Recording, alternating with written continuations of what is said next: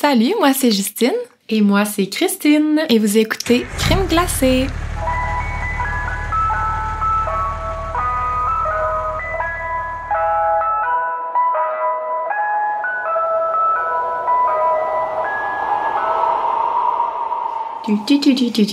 Salut Cri! Allô! Ça va? Oui, toi?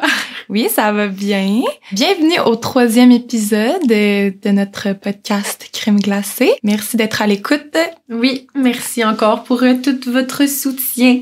On apprécie vraiment beaucoup. On n'en revient pas encore qu'on ait autant d'amour à nos tout débuts comme ça. Là, ouais. On capote. C'est vraiment... vous êtes vraiment tous trop gentils, puis on espère que vous allez apprécier l'épisode qu'on s'apprête à faire. Je sais pas, c'est pas moi qui le fais, là, mais tu nous avais dit que ça allait être un petit peu plus délicat comme sujet, un petit peu plus dans le vif. Oui, exactement. Là, nos deux premiers étaient un peu plus doux, soft. On tentait le terrain un peu. Mettons, on était plus capable de rire de à quel point les gens et les sujets qu'on a traités, ça avait pas de bon sens. Mais là, je pense que ça va être plus difficile à traiter. Donc. Ouais, ben, tu sais, il y a pas... on parle d'un drame, là, d'un drame québécois en plus. Oh. Donc, ça peut venir toucher des cordes sensibles, mais on essaie de raconter tout ça dans le respect, la bienveillance. Ce que je vais raconter, c'est toutes des informations que j'ai trouvées en ligne assez facilement. Donc, je fais juste relater des faits que j'ai trouvés. C'est un peu ça notre ligne directrice. Fait que, parfait. Fait que c'était le petit mot d'intro. Ouais. C'est là, vu qu'on traite d'un sujet un peu plus québécois, en fait, puis plus proche de nous, je sais vraiment pas de quoi tu vas me raconter, là, mais bon, regarde, on n'est pas des professionnels, fait que voilà. OK. Donc, ma saveur du jour? Oui, avant de se lancer dans le plus sérieux, quelle est ta saveur de crème glacée? Ben là, j'ai semi-spoilé en disant que mon cas était québécois. Okay. Mais j'y vais avec de la crème glacée à l'érable. Oh mon Dieu!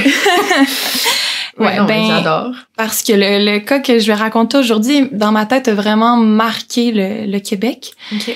Puis l'emblème du Québec, niveau saveur, c'est pas mal l'érable. Fait que je peux aller plus loin que ça. Parfait, j'aime ça. OK. Donc, je vais raconter aujourd'hui le cas qui me, je crois, le plus marqué dans l'histoire du true crime québécois. C'est vraiment le premier cas que je me rappelle, genre, d'avoir suivi dans les médias, tu sais, que j'étais assez vieille pour être vraiment pleinement consciente. Parce que, tu sais, c'est pas comme Cédrica Provencher, exemple, qu'on parlait à... Ouais, c'est ça, j'étais pas sûre où tu t'en allais, mais... Non, exemple, ça, on en a parlé à l'épisode d'introduction. C'est un cas c'est comme le premier cas que je me rappelle avoir entendu quand j'avais comme 9-10 ans. Mais on était jeunes, là. Oui. C'est plus comme une peur un peu de quand on était jeune, mais ouais, non, c'est pas un cas qu'on a suivi en regardant la télé, puis... Non, exact. Là, c'est vraiment... ça s'est passé quand j'étais assez vieille, tu sais, pour faire des recherches par moi-même puis m'intéresser par moi-même à ça. Puis étrangement, il y a pas tant de podcasts québécois qui ont couvert ce sujet-là, puis ben ça m'intrigue, je sais pas pourquoi. Ouais. C'est quand même une histoire importante à raconter qui a vraiment marqué la population québécoise, puis dans mes souvenirs, là, tout le monde en parlait, là. Puis l'affaire a duré sur plusieurs années, donc... Oh mon Dieu, mais là, j'ai hâte de savoir! Ben... Quel est ton sujet? L'histoire que je vais raconter est celle de l'ex-cardiologue Guy Turcotte. Oh mon Dieu, mais oui. Ouais. Mais c'est tellement vrai qu'on n'a pas entendu souvent En tout cas, moi, personnellement, je pense pas que j'ai déjà entendu quelqu'un traiter de... Non, à moins que j'ai une mauvaise mémoire, ça me dit vraiment rien. Non, moi non plus. Puis dans mes recherches, c'était des vidéos YouTube qui sortaient de français ou comme de Canada anglais, mais j'ai pas vu de peut-être québécois. Parce que c'est trop proche de nous, justement. On n'ose pas trop se mouiller, mais en même temps, c'est tellement vrai que ça l'a marqué le Québec. Ouais, puis tu sais, je me dis...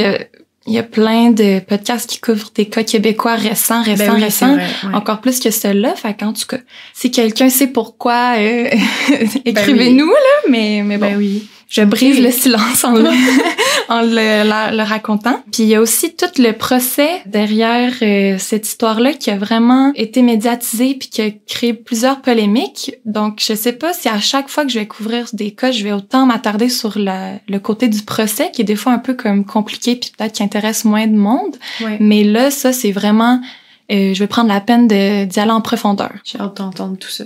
Ouais. Donc, je t'emmène le matin du 21 février 2009. Donc, c'est quand même proche dans ce moment. Au niveau des dates, là, on est en février en ce moment.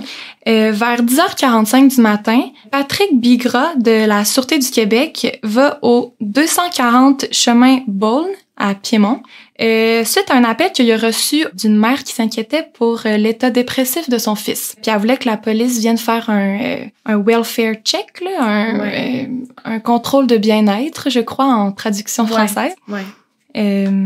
Puis, la femme qui a appelé pour demander à ce qu'on vérifie l'état de son fils, c'est Marguerite Fournier, la mère de Guy Turcotte. Puis elle a plus de nouvelles de lui depuis un appel qu'elle avait reçu de lui la veille au soir. OK, elle sent déjà qu'il y a quelque chose. Ouais.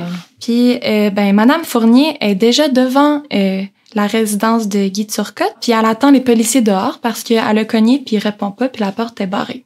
Le collègue de Bigra, Marc-Antoine Bigré, là, c'est un peu drôle. C'est Bigra et Bigré. Ce sera la seule joke du podcast. J'étais comme, voyons donc. Anyway, là, Marc-Antoine Bigré arrive à son tour pour le rejoindre. Donc là, les deux ensemble décident de cogner à la porte. Ils s'annoncent, mais il n'y a pas de réponse. Fait que, ils forcent leur entrée. Rien à signaler au rez-de-chaussée. Mais à un moment donné, Patrick Bigra entend un bruit à l'étage. Donc, il décide de monter les escaliers. C'est là qu'il fait face à une scène de crime absolument terrible, là, j'ai pas d'autres mots. Un vrai carnage là, qui pourra malheureusement jamais retirer de son esprit. Oh là là. Le policier découvre les corps sans vie de deux jeunes enfants, celui d'Anne-Sophie, 3 ans, et Olivier, 5 ans. Puis, pas longtemps après, il aperçoit, caché sous le lit de la chambre principale, un homme torse nu, couvert de vomi et de sang, semi-conscient. Puis cet homme est Guy Turcotte, le père des 2 enfants. On dirait que je me souvenais pas qu'il avait été découvert sous le lit. Genre, je sais pas. Oui, pour vrai, on entend beaucoup parler de Guy Turcotte, mais pas de toute l'histoire. J'en dirais que j'ai tellement souvenir, là, comme si c'était hier, là, de l'entendre aux nouvelles, la tragédie, mais je me rends compte que je sais même pas, lui... en faisant mes recherches, j'ai tellement appris d'affaires, là. Ça me fascinait à quel point on a beaucoup d'informations aussi, là. Vraiment.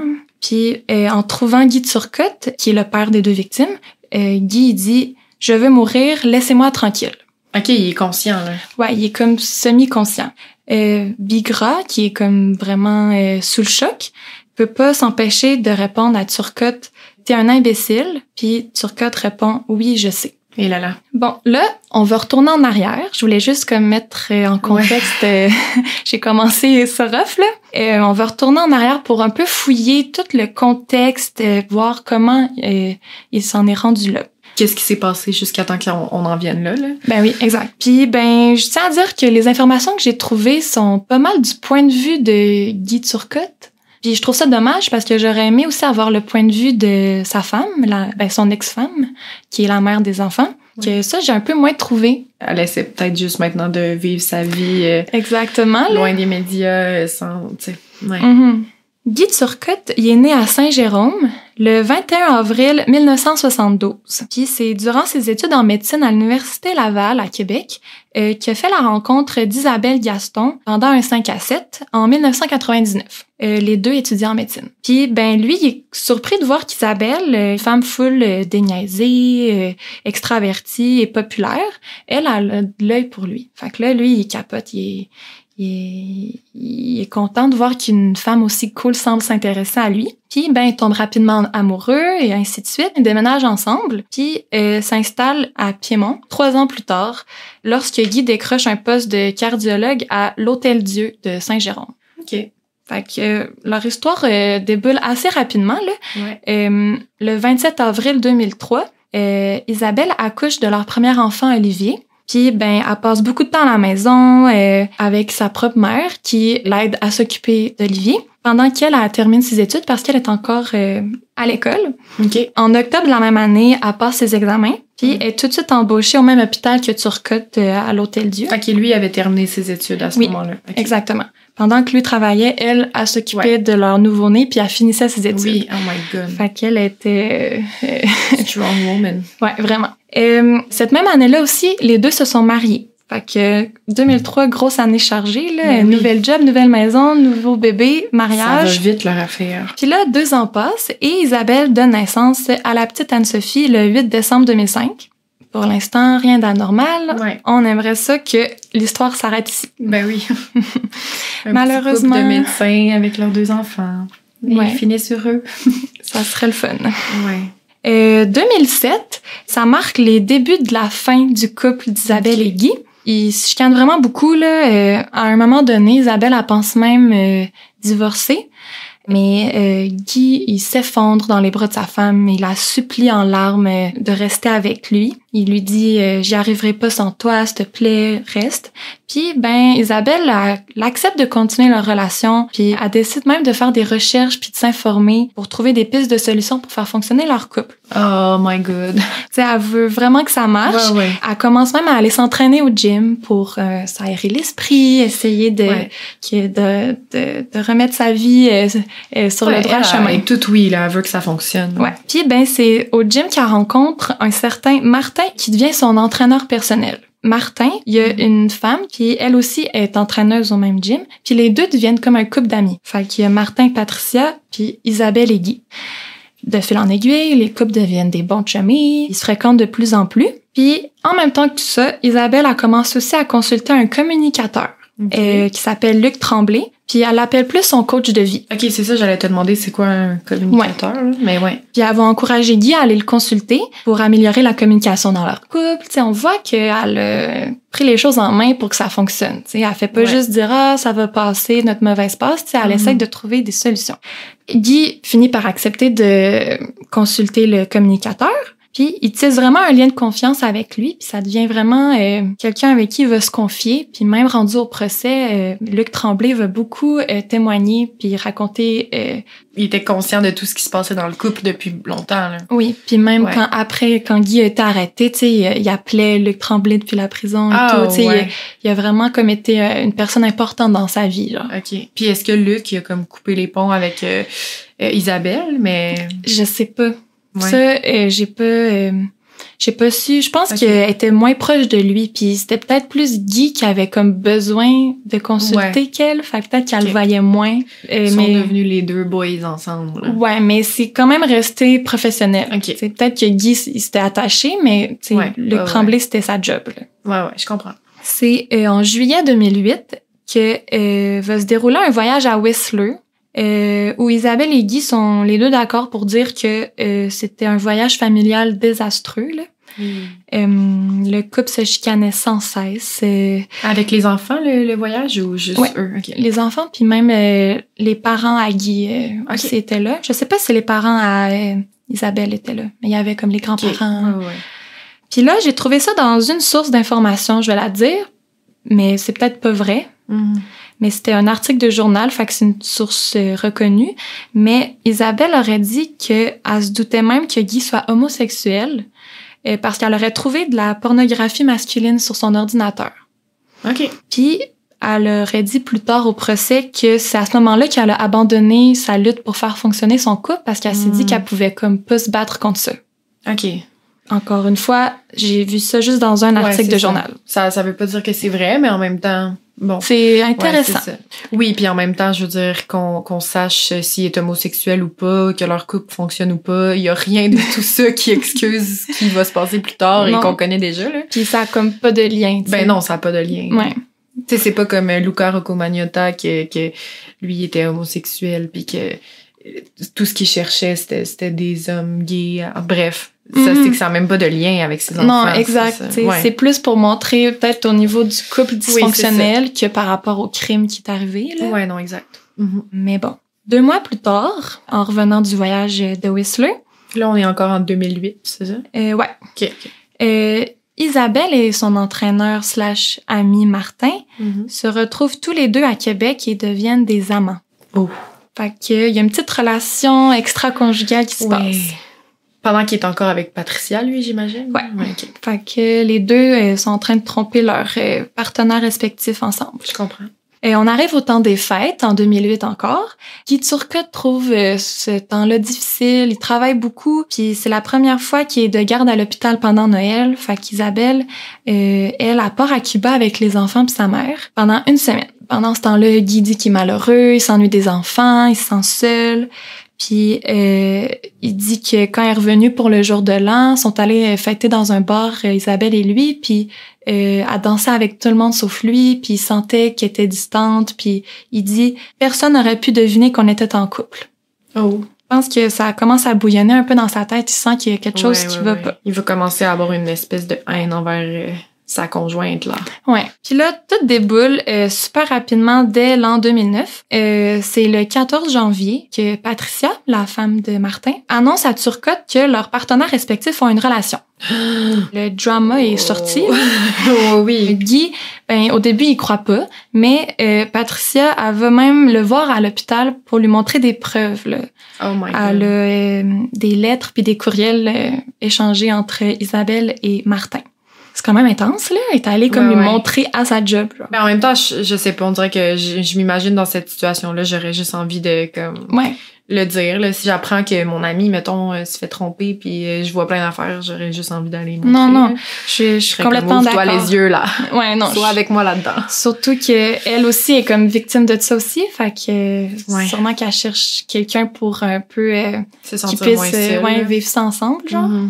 Mais Guy décide de rien faire parce que 2 jours plus tard, il s'en va au Mexique avec Isabelle et les enfants. Fait qu'il veut comme pas gâcher le voyage, fait qu'il décide de faire comme si de rien n'était. Donc, le 17 janvier, direction de l'aéroport, Guy joue le jeu.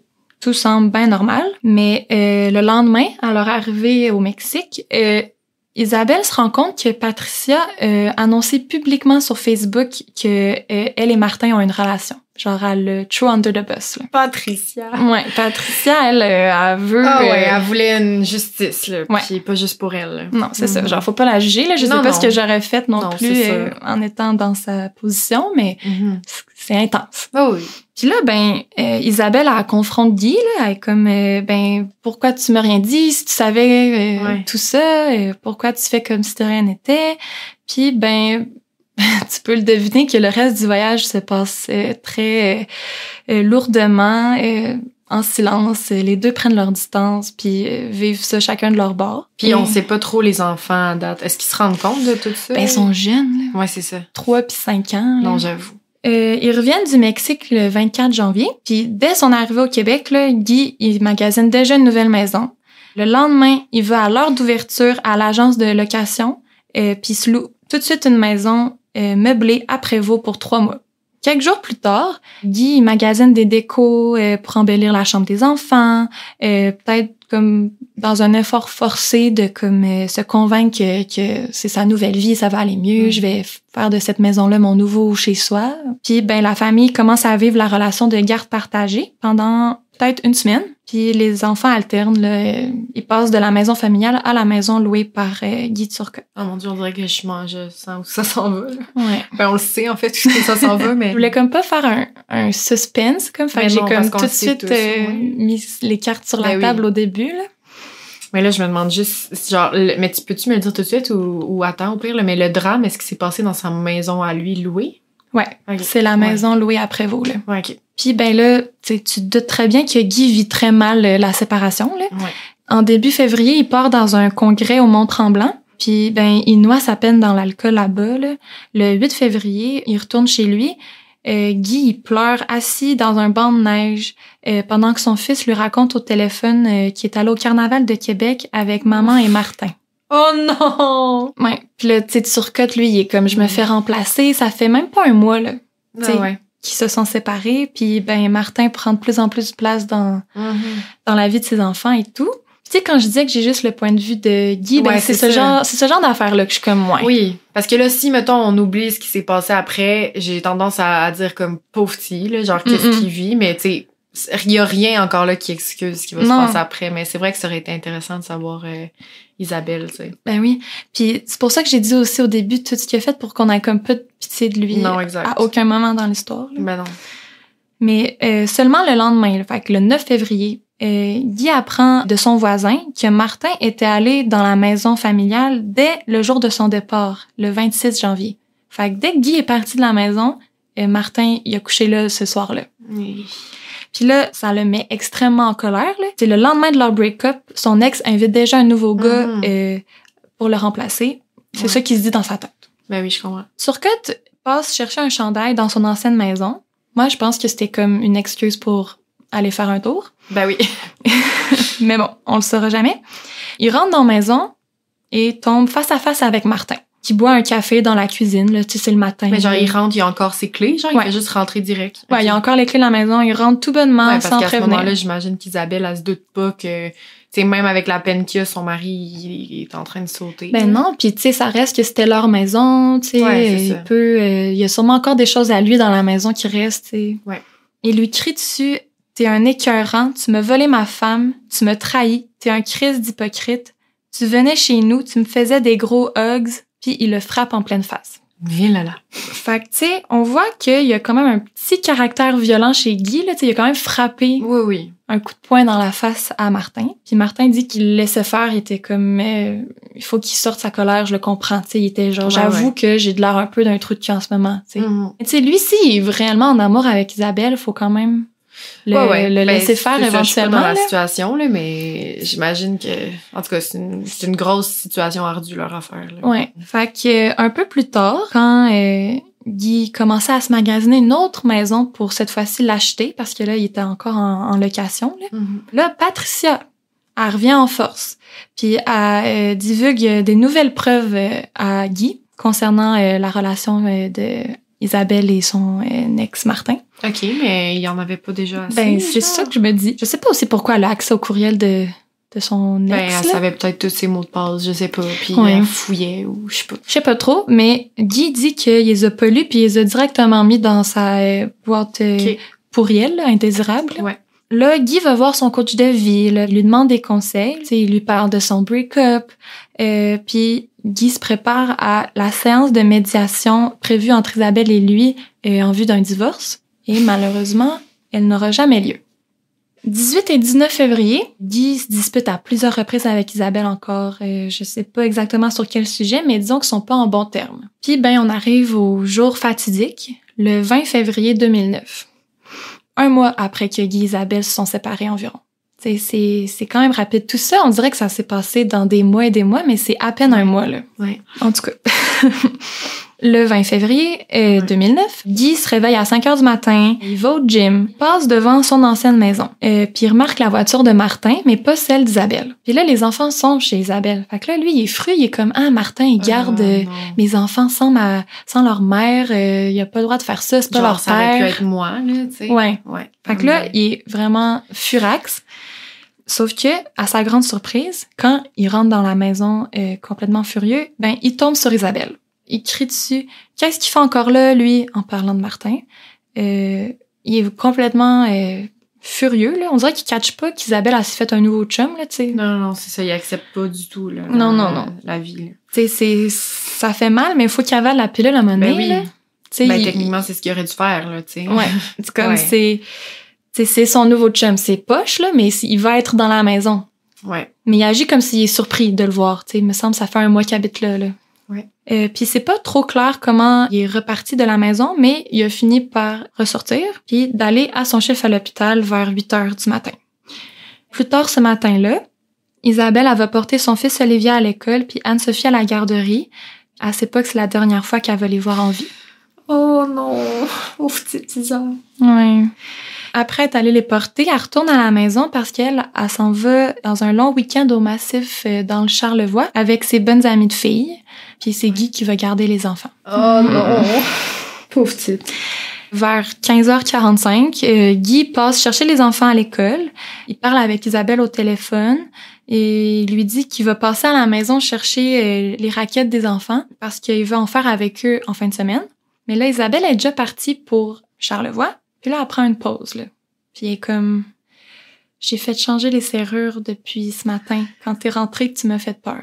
Guy, il a pas les clés maintenant. Il peut pas rentrer chercher... Oh mon Dieu, il va éclater. Il prend ça comme un coup dur, là, sur son ego. Ben, c'est sûr. Il explose, là. Il est comme, t'avais pas le droit, c'est ma maison, tu veux la guerre, tu veux l'avoir.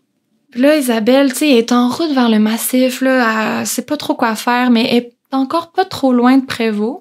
Fait que là, elle lui propose, hey, je peux revirer de bord, puis je vais t'ouvrir la porte, puis je vais même aller te porter les raquettes des enfants, là.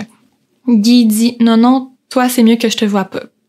Mais tu sais, à ce moment-là, là, elle, là, comme, elle peut pas, j'imagine qu'elle peut même pas imaginer Ben non. où est-ce que ça s'en va, là, tu sais.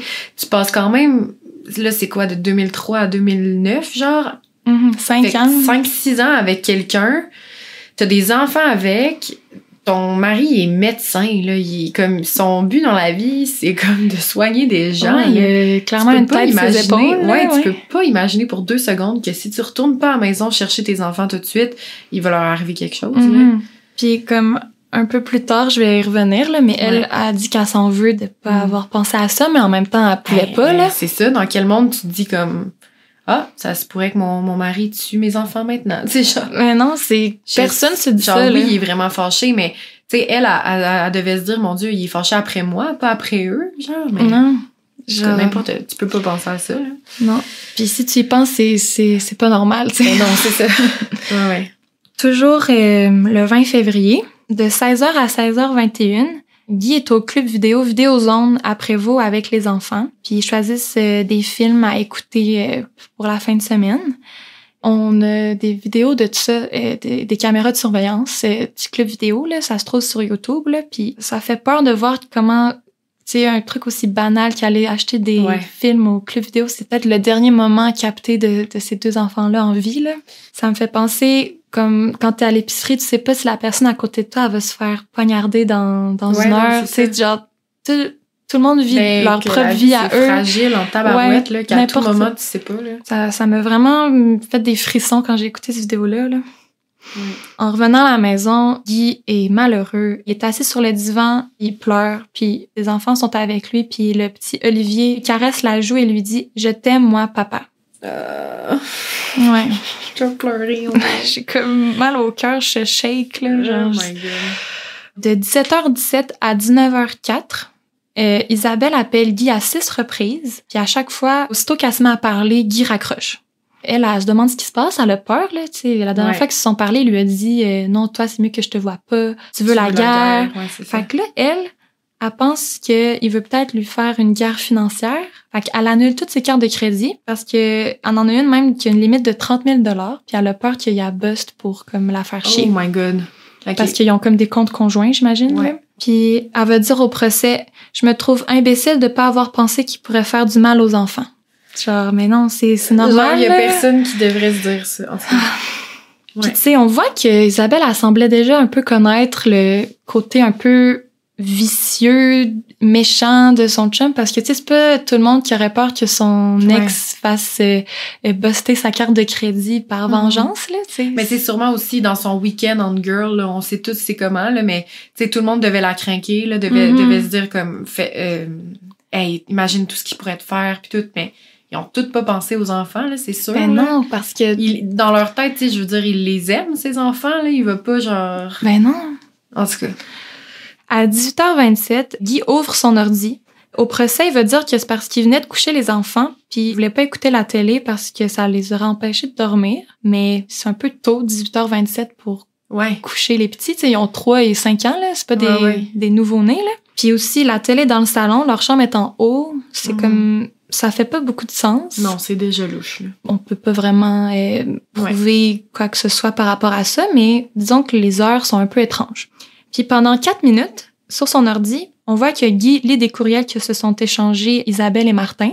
OK. Il dit « Il s'aimait, ça paraissait. Moi, j'avais jamais connu un amour comme ça. » Genre, on dirait qu'il essaye un peu de faire pitié, là. Il se torture un peu lui-même, là. Tu sais, il se morfond dans sa misère. Il relit les courriels. Il était rendu loin, là. Il était loin dans sa tête. Ouais, vraiment, là. De 18h31 à 18h55, on sait pas ce que Guy fait, mais il y a aucune activité sur son ordinateur. Puis après, de 18h55 à 19h43, pendant 1 heure, là, Guy fait des recherches sur les moyens de se suicider sans douleur et des recherches sur l'éthylène glycol, mieux connu comme du lave-glace. Puis pendant la 30aine de minutes qui suit, après ces recherches douteuses, là, les données recueillies sur son ordi affichent vraiment frénétiquement les messages que Isabelle et Martin se sont envoyés. Puis les messages avaient été envoyés entre le 20 et le 27 janvier, fait que pendant leur voyage au Mexique, puis un petit peu après. Fait que, tu sais, le Guy, il se craint vraiment, là. Ben oui, là, il est en délire, là. Vers 20h15, Marguerite Fournier, la mère de Guy, elle l'appelle, puis lui, il répond, mais il raccroche tout de suite après. Sa mère, elle pense qu'elle a juste appelé à un mauvais moment, fait que, comment, je vais rappeler plus tard. À 20h27, Guy laisse un message sur le répondeur de son agent d'immeuble pour dire qu'il sera pas présent pour l'inspection d'une maison qui était prévue le lendemain. Parce qu'il se magasinait de maison, on se rappelle. Faut voir qu'il pense à ça, genre, c'est ça qui est encore pire, je trouve. Il est probablement en train, là, de, soit que c'est déjà fait, soit qu'il s'apprête à le faire, tuer ses enfants. Puis là, il appelle son agent d'immeuble. Pour dire qu'il pourra pas être là, comme, tu sais... Genre, voyons. ça montre, genre, qu'il y a comme encore un peu sa logique, tu sais, il a pas perdu la boule, là, il pense à des affaires super rationnelles, comme, j'ai un rendez-vous demain, je dois l'annuler. Ouais. C'est vraiment bizarre. Genre, comment qu'il pense qu'il va pas se faire pogner, genre? Je comprends pas. Okay. Après, il appelle aussi Joanne, qui devait garder les enfants pendant l'inspection de la maison du lendemain. Il lui dit « Mes plans ont changé, j'aurais plus besoin de vos services, merci. » Fait que, tu sais, il annule tous ses plans du lendemain. Je sais pas, tu sais, la chronologie est floue au niveau de quand il a tué ses enfants, mais il annule tous ses plans du lendemain. Là. Je mets l'accent là-dessus, là, ça sonne comme de la préméditation. Ben oui. Il a planifié son coup. Soit il l'avait déjà fait ou pas, mais dans tous les cas, il planifie le lendemain. Il y a de la préméditation. Moi, je comprends pas, genre, on dirait que ça me fascine. Je comprends pas comment il peut penser à ça. Non. Genre, quelqu'un qui est en total délire, mettons, là, puis que c'est prouvé scientifiquement qu'il était pas dans son état normal, mettons, au moment des faits, dans ma tête, en tout cas, je veux dire, en tout cas, c'est parce que ce serait facile de prouver. Tu sais, mettons, il aurait rien fait. Il aurait, genre, quasiment même pas checké sur Internet. Il aurait pas appelé son agent d'immeuble. Il aurait pas appelé la gardienne. Il aurait pensé à rien d'autre, là. Il aurait juste, comme, littéralement, été en délire. Il aurait tué ses enfants. Il se serait tué après. Puis on aurait tout découvert d'une autre façon. Exactement. Mais là, qu'il ait fait ça prouve qu'il était dans son état. Ben, qu'il était moindrement conscient de ce qu'il faisait, là. Ouais. Après tout ça, Guy rappelle sa mère. Il lui dit « Tu m'as appelé, maman. » Il s'excuse pour Whistler, le voyage familial qui a comme vraiment mal été. Ouais. Il lui dit « Isabelle a un chum. Tu te rends compte, maman? Ça se passe dans mon lit, dans ma maison. Ça fait des semaines que ça dure. » Puis là, Guy nomme chacun des membres de sa famille puis dit qu'il les aime. Sa mère, elle essaie de le réconforter. Elle lui dit qu'il doit tourner le dos au passé puis regarder de l'avant. Puis Guy met fin à la conversation. Puis là, il est 21h40.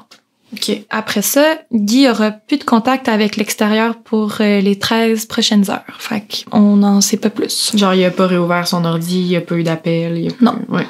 De son côté, Marguerite Fournier, la mère, est inquiète là, des propos de son fils puis du ton de sa voix. Elle a peur qu'il se suicide. Mais elle est toute seule, pas de voiture, dans sa maison à Saint-Hubert. Puis son mari, Réal Turcotte, arrive enfin vers 23h30 à la maison.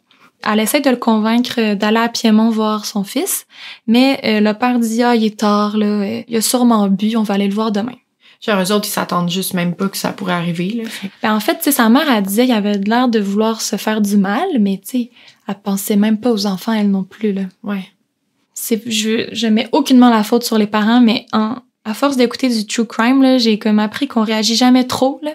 Faut mieux trop réagir que pas assez réagir, là. Ouais. Quand on a un doute, faut faire de quoi. Puis au pire, finalement, il y aura rien, là, mais ça vaut pas la peine de se dire, ça doit pas être si pire que ça, puis finalement, c'était si pire que ça. Vers 8h30 le lendemain matin, donc là, on est le 21 février, Marguerite Fournier appelle chez son fils, mais il y a pas de réponse. Puis là, elle sent que quelque chose va pas. Elle presse son mari, puis les deux, ils partent pour Piémont. Et devant la maison, vers 10h45, elle voit la voiture de Guy, mais quand elle cogne, personne répond. Fait que là, il appelle le 911. C'est là qu'on va découvrir la scène épouvantable. Guy Turcotte, il a poignardé ses 2 enfants à mort. Ironiquement, Guy est transporté en ambulance à l'Hôtel-Dieu de Saint-Jérôme, son lieu de travail. Ses collègues n'arrivent pas à croire que le patient annoncé comme étant un homme qui a tué ses enfants est le docteur Turcotte. Là, Guy... Mais pourquoi ils l'ont amené à la même hôpital? Je pense que c'était l'hôpital le plus proche. Okay. Puis il était en situation d'urgence, tu sais, il est comme semi-conscient, il a vomi, il y a du sang sur lui. Je pense qu'on craignait pour sa vie. Mm-hmm. Il veut pas dire ce qu'il a consommé. Parce qu'il est clairement intoxiqué, là. Il dit qu'il a pris des Tylenol, mais c'est clairement pas vrai, là. Il pleure, il crie. Il veut signer un refus de traitement, mais il veut connaître les résultats de ses tests sanguins. Alors, il est comme un peu dit n'importe quoi, là. Il est un peu bizarre, là. Ouais. Il dit qu'il veut mourir. Il dit qu'il a tué ses enfants. Après ça, il dit « J'ai tout fait pour mes enfants. J'aurais jamais dû tuer mes enfants. Laissez-moi mourir. Je suis un criminel. » Puis, ben, c'est vrai, même. Ouais, c'est ça. I guess, là. La seule affaire qui fait du sens jusqu'à maintenant. Ouais. Il dit qu'il aime Isabelle comme un fou, mais après ça, il dit que c'est une bitch, là, qu'elle est méchante. Genre, ta gueule, là. Finalement, il accepte de dire ce qu'il a pris. En échange du résultat de ses tests sanguins, là, il veut savoir comme... je sais pas pourquoi il veut savoir ça, là. Il dit « J'ai pris 2 litres de lave-glace vers 20h hier. » Mais il voulait peut-être avoir les tests parce que, genre, comme il est médecin, il voulait comme savoir si il était sur le bord de mourir. Il a-tu presque réussi? Ouais, je pense... c'est comme une étude, là. Il était encore curieux, là. Ouais, j'ai-tu presque réussi? Ouais. Genre. Vraiment bizarre. Ouais. Vers 15h, le 21 février, il reçoit un traitement à l'alcool pour combattre l'intoxication au méthanol. Le méthanol qui est la substance dans le lave-glace. Okay. Puis là, il devient comme saoul à cause du traitement. Il parle d'un infirmier qui s'appelle Claude, là, qui l'avait aidé à monter une clinique d'insuffisance cardiaque. Là, en tout cas, qui l'avait aidé à faire de quoi à sa job. Là. Okay. Il dit qu'il l'aime et qu'il l'haït parce qu'il pogne avec les filles. Genre, je sais pas trop, là, s'il sort tous ces démons, là, tout ça. Il est transporté à l'hôpital du Sacré-Cœur à Montréal parce que là, ben, les employés de Saint-Jérôme disent qu'ils sont en conflit d'intérêts, là, ce qui est très compréhensible. Puis c'est autour de ce temps-là qu'Isabelle est mise au courant de ce qui s'est passé pendant qu'elle est à Charlevoix avec ses amis. Oh mon Dieu. Genre, elle pire apprend... affaire, pire nouvelle. Ouais, genre au téléphone. Puis elle est super loin, là. Ouais. Comme, imagine la route du retour. Ouais, non. Comment tu fais pour retourner chez toi après ça, là? Non. Je peux pas imaginer. Fait qu'elle apprend pour ses enfants, puis elle apprend pour Guy, puis tout, là, à distance, là. Ouais. Ils disent pas comme, venez à Montréal, on a besoin de vous parler, genre, ils disent ça de même. Ben, j'avoue, peut-être qu'ils lui ont pas tout dit, puis ils ont attendu de tout dire, mais... En même temps. Ça me surprendrait qu'elle ait juste dit « Revenez, quelque chose de grave est arrivé », ça serait quand même inquiétant, je sais pas. Ouais. Quelques jours après, Guy est transféré au pavillon Albert Prévost, qui est le département de psychiatrie, puis après à l'Institut Philippe Pinel, le jeudi 26 février. 8 jours après le drame, donc le 1er mars, Guy agit de manière vraiment bizarre, si c'est comme possible d'être encore plus bizarre, là. C'est comme le début d'une série d'appels qu'il va faire comme tentative un peu de se repentir puis de s'excuser, qui est vraiment déplacé selon moi, là. Ben oui. Il appelle à l'Hôtel-Dieu, ses collègues de travail, là, puis laisse un long message sur le répondeur, là. Il a le droit de faire ça, genre, je comprends pas. Aussi rapidement. Je sais pas pourquoi il avait accès à un téléphone et tout, mais il laisse un long message sur le répondeur pour s'excuser de ce qu'il fait vivre à ses collègues, il envoie des remerciements. Genre, il dit « Ah, merci pour ton sourire, telle madame et tel monsieur, merci pour ci, pour ça », comme si c'était comme un bon samaritain. Genre, merci pour vos vaillants services. Genre, voyons, si tu viens de tuer tes 2 enfants, Guy, là, ils veulent pas tes remerciements. Ils veulent pas t'écouter. Non. Point, là. Genre, prends ton trou, là. Mm-hmm. Là, il continue son message, mais après tous ces beaux mots-là, il dit qu'il veut un remboursement pour des frais dépensés pendant le congrès au Mont-Tremblant, puis il dit qu'il a perdu un chèque de 300$.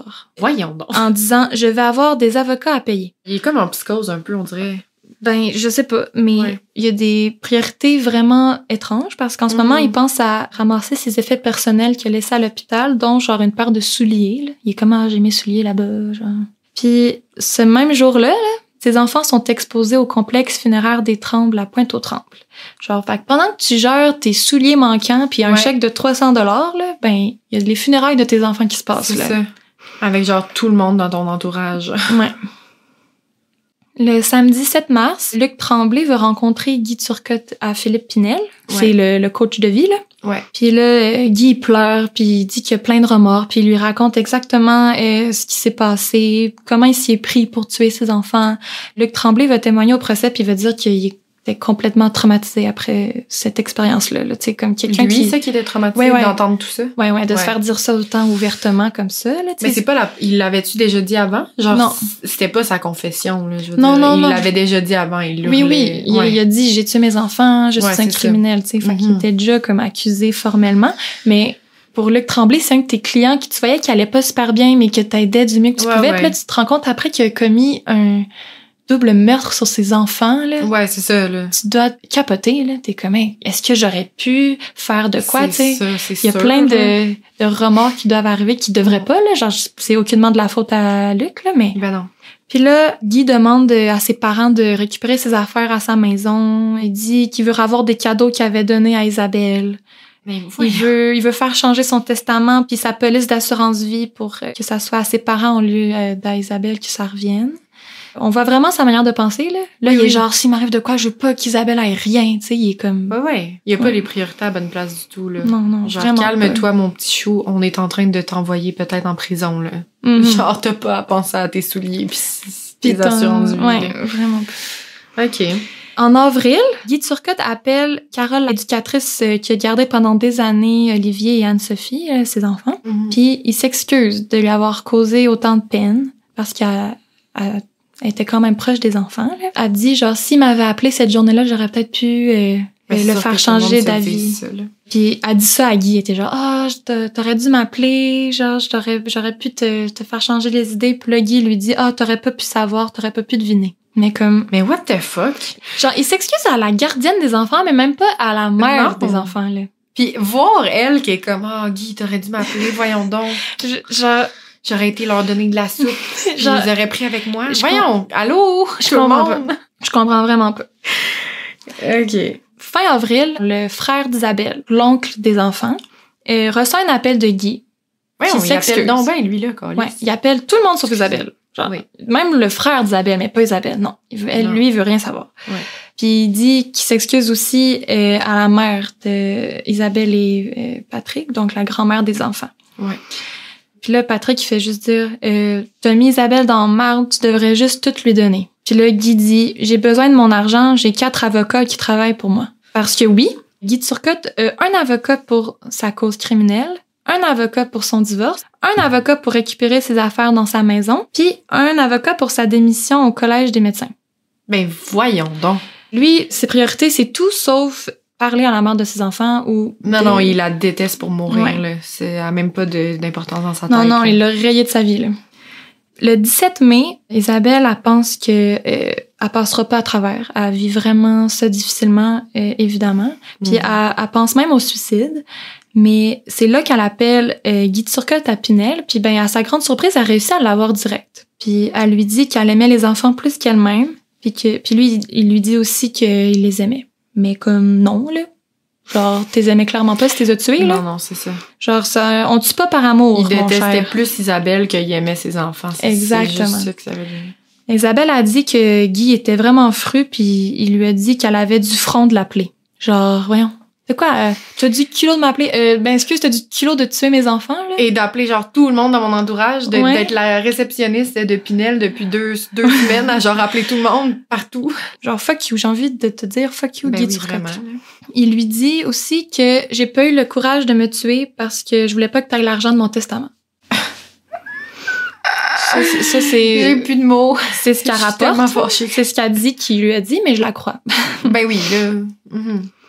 En novembre, là, Guy Turcotte est en prison à Rivière-des-Prairies en attente de son procès.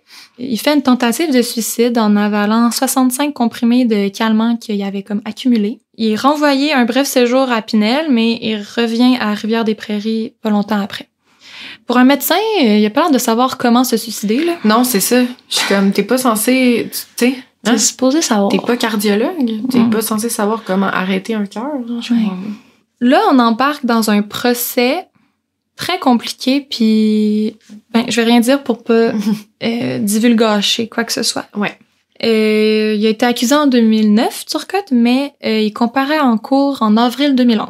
Tout ce temps-là, il était à Pinel, dans le fond? En prison. Il a passé peut-être 2-3 mois à Pinel, mais après ça, en attente de son procès, il était en prison. Il devait être bien attendu en prison, hein?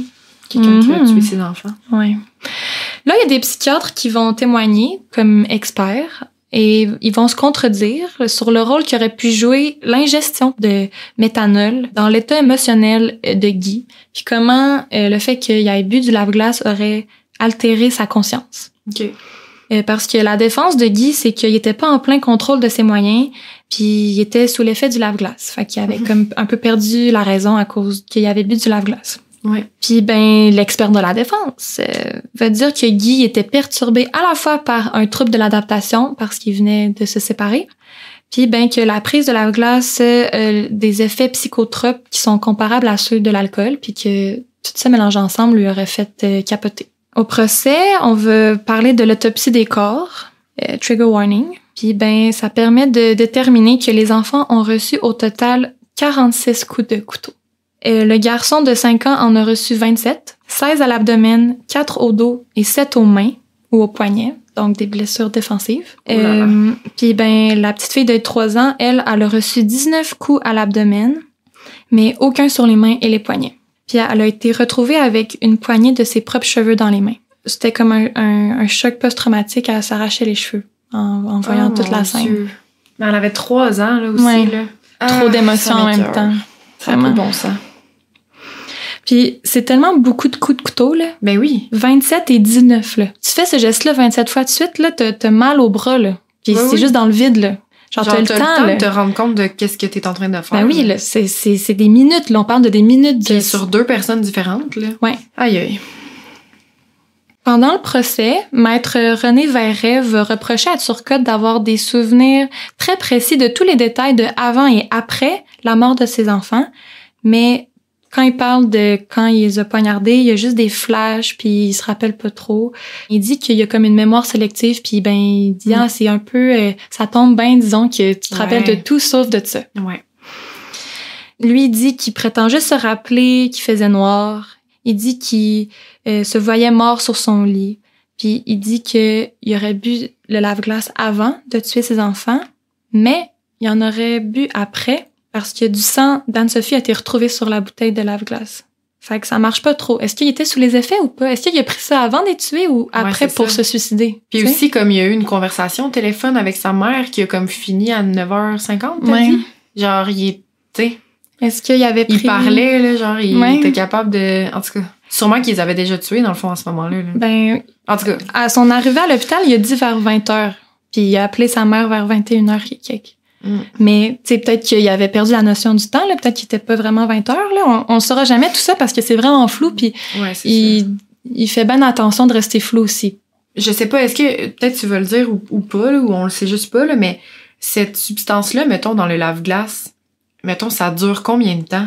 Parce que je me dis, tu sais, si ils avaient pris avant, là, c'est le lave-glace, comme il dit, ou je sais pas trop, là, puis qu'à 8h30 le lendemain matin, on le retrouve en dessous de son lit comme quand même un peu conscient. Mm-hmm. Tu sais, comme, qu'est-ce que ça a fait, le lave-glace? Il est resté toute la nuit en dessous de son lit, il a juste dormi, dans le fond. Je comprends pas. C'est vrai.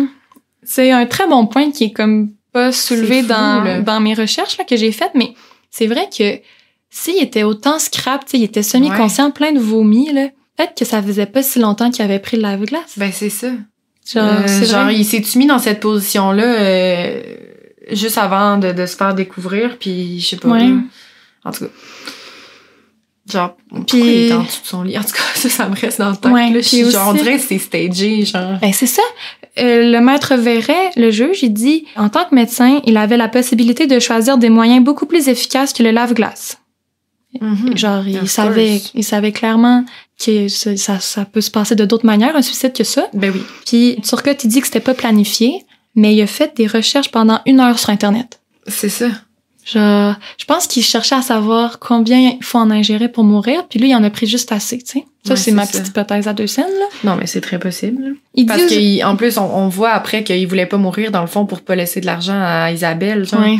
Comme, c'est ça, il aurait su, là, comment se tuer, là. Ben, c'est ça. Là, il dit qu'il a tenté de planter un couteau dans son propre cœur, mais qu'il en a pas été capable. Puis là, il y a même une petite cicatrice. Il montre la cicatrice, là. Vous pouvez pas voir, mais là, je roule des yeux en ce moment. Ouais, c'est ça. Moi aussi, je suis capable. Comme, t'es un médecin, là. Tu peux te suicider d'une autre manière que de planter un couteau dans le cœur. Oui. Bref, ça, c'est comme un résumé des grandes lignes de tout ce que je trouvais un peu qui avait pas de maudit bon sens dans le procès. Ouais. Tu penses que le jury a conclu quoi comme verdict? Honnêtement, genre, tout le long que tu me disais ça, j'essaye de me rappeler, genre, à l'époque, là, quand je voyais ça aux nouvelles, comme qu'est-ce qui est arrivé, mais... Ben... Je sais pas. Ouais. Il y en a pas, encore? Tiens-toi bien. Je me tiens! En juillet 2011, Ouais. coup de théâtre. Le jury conclut que Turcotte a agi sans être en pleine possession de ses facultés. La Cour rejette la charge de meurtre et le déclare non criminellement responsable pour cause de troubles mentaux. Ok, oui, c'est ça. C'est super. Ouais, fait que il y a une thérapie imposée en milieu psychiatrique pour une durée indéterminée. Fait que là, il est encore à Pinel, là. Attends. Ouais, ok, j'avais oublié ça. Puis C'est je me super. rappelle comment la population était genre en révolte, là. Sur le cul. On en parlait tout le temps à la radio, là. Tout le Québec était furieux. Je me rappelle le matin en conduisant pour aller à l'école, là. Ouais. Genre, mon père écoutait la radio, puis ça parlait de ça 24/7. Là, il est présenté, Guy Turcotte, là, est présenté à la Commission d'examen des troubles mentaux du Québec. Ça, c'est eux qui évaluent si la personne a encore besoin de soins, si elle a vraiment des problèmes ou pas. Ouais.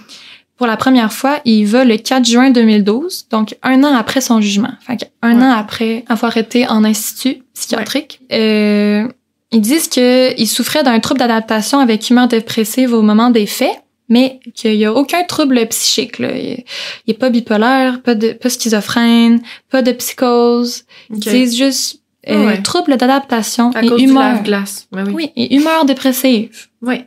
Moi, je trouve que ça a pas de l'air si pire que ça comme trouble pour tuer ses 2 enfants. Ben non, c'est mais ça, bon, là. hein, qui suis-je pour juger? Ouais. Mais la commission dit qu'il est pas prêt à être libéré de l'institut parce que il est encore fragile. Puis peu apte à affronter le dur processus de réhabilitation. C'est même pas comme il est dangereux, c'est pas ça, Non, c'est non, qu'il non. est pas prêt. Non, il est pas prêt. Il est bien en dedans, il se fait nourrir puis tout. Il se fait gâter. Il a pas besoin de voir Martin dans son champ de vision. Ouais. Mais on lui laisse toutefois des droits non absolus de sortie. Fait que 1 an après, il peut sortir avec un accompagnateur, puis à partir de septembre 2012, il peut sortir seul. Genre aller prendre une marche, aller faire du vélo, sans surveillance. Ça veut dire que même pas 3 ans après avoir tué ses 2 enfants et 1 an en institut psychiatrique, il peut sortir seul en public, n'importe où. Il vit sa best life, là. Ouais. Je l'ai peut-être déjà croisé au IGA, là. Ouais. En faisant mes recherches, il y avait comme des blogs, là, un peu random, là, puis dans les commentaires, ça disait genre, j'ai peur, j'habite proche de là, j'ai peur de croiser Guy dans la rue. OK. Mais là, après 2012, moi, je suis comme, qu'est-ce qui s'est passé? Faut pas oublier, là, je rappelle qu'il est un médecin. Ouais. Il est pas cave, là. Il sait Non. comment avoir l'air fou, puis il sait comment plus avoir l'air fou, ce gars-là. T'sais? Il retourne devant la commission d'examen des troubles mentaux en décembre, quelques mois plus tard, la même année. Ouais. Puis, les commissaires trouvent que Turcotte a fait du progrès. Il est allé en psychothérapie. Il sait maintenant identifier ses mécanismes de défense. Puis, il évite moins ses émotions maintenant. Le 12 décembre 2012, Turcotte est libéré sous condition. Je suis comme... Genre, what the fuck, le système de justice, la gang, ça marche pas, là. OK.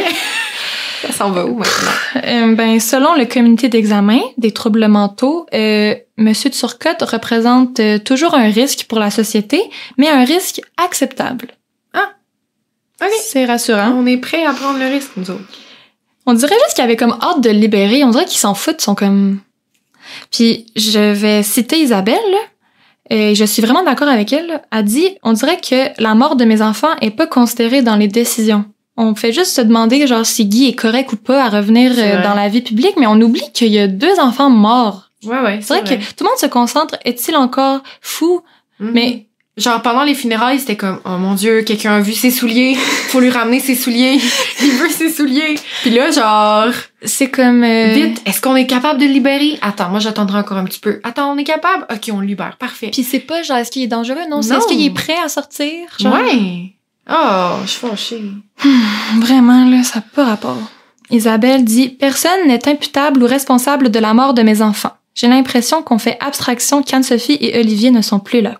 Pour moi, c'est un criminel qui a été remis en liberté. Et je suis bien d'accord. » Ben oui. En 2013, le directeur des poursuites criminelles et pénales, donc le DPCP, a demandé la tenue d'un nouveau procès.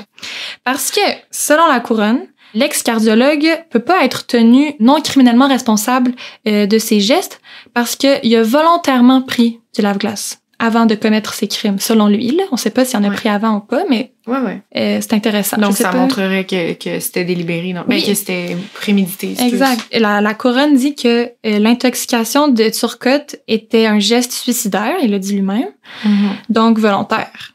Puis c'est incompatible avec le principe de non-responsabilité criminelle pour cause de troubles mentaux. En novembre 2013, la Cour d'appel du Québec accède à la demande, annule le verdict et ordonne un nouveau procès. Ça faisait à peine 1 an que Guy était libéré. En vrai, j'ai comme oublié cette période-là de ma vie. Ben là, c'est récent. Là, le procès va commencer le 14 septembre 2015.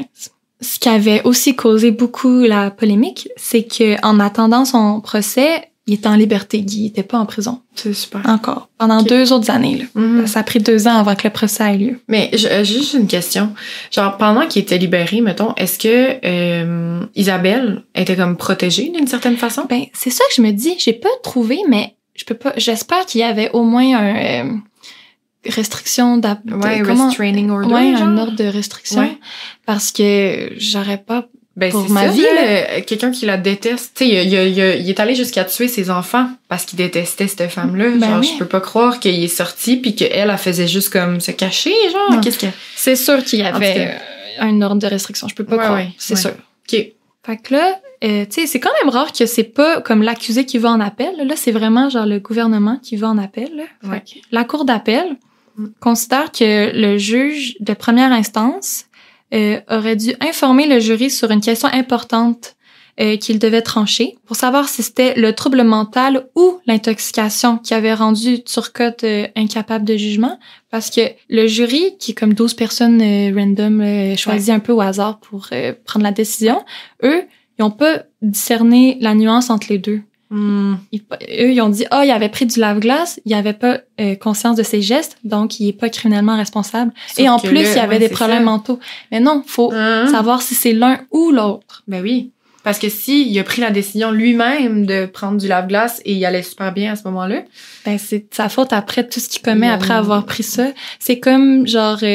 tu agresses sexuellement quelqu'un, tu peux pas dire que t'étais sous, fait que c'était pas de ta faute. Tu avais pris de l'alcool volontairement, après ça, c'est de ta faute ce que tu commets sous les gestes de l'alcool. Oui. Parce que selon l'article 16 du Code criminel, la non-responsabilité criminelle peut juste être justifiée par un trouble mental, rien d'autre. Puis, ben, tel que prouvé, là, ils l'ont dit eux-mêmes, là, la commission des troubles mentaux, il y avait pas de trouble mentaux, Guy. Il y avait juste un problème d'adaptation puis une dépression, mais qui était pas comme un trouble psychotique. Non, genre dépression passagère. Là. Puis, il a avoué lui-même d'avoir volontairement ingéré du lave-glace pour se suicider. Ouais. Puis, ben, cette fois-ci, là, les directives étaient claires face au jury. Est-ce que le lave-glace consommé par Guy Turcotte a contribué ou non à lui faire perdre la raison? Puis, dans tous les cas, ça change rien sur le fait qu'il est criminellement responsable ou non. Donc là, le lave-glace est enlevé des arguments. Il lui reste juste les troubles mentaux comme clause de défense. Après avoir débattu pendant 7 jours, les jurés en sont convenus que le diagnostic suffisait pas à déclarer Guy non responsable de ses actes. Enfin, thank God. Le 6 décembre 2015, près de 6 ans après le crime, Guy Turcotte est reconnu coupable des meurtres au second degré de ses 2 enfants. Le 6 janvier 2016, il essaye de demander en appel, mais ça marche pas. Puis, ben, il est transféré à la prison de Port-Cartier. Ça, c'est comme une des pires prisons, là. Oui. Qui a comme les pires criminels, là, les criminels célèbres canadiens, puis... Oh mon Dieu, j'avais tellement oublié cette conclusion. Ouais, fait que si si il y a sa libération conditionnelle, ça sera en 2033. OK. On ne lui souhaite pas. Ouais. Au moins, là, Isabelle, elle doit un peu plus dormir en paix, là. Ouais. Puis, genre, j'ai pas fini. Hein? Quoi? En plus d'avoir gâché la vie de son ex-femme, puis celle de ses enfants, puis de toute sa famille, puis tous les proches qui entourent cette histoire-là. Ouais. Je sais pas si tu te rappelles de Patrick Bigra, le premier le- policier qui a oui. comme découvert la scène de crime. Non.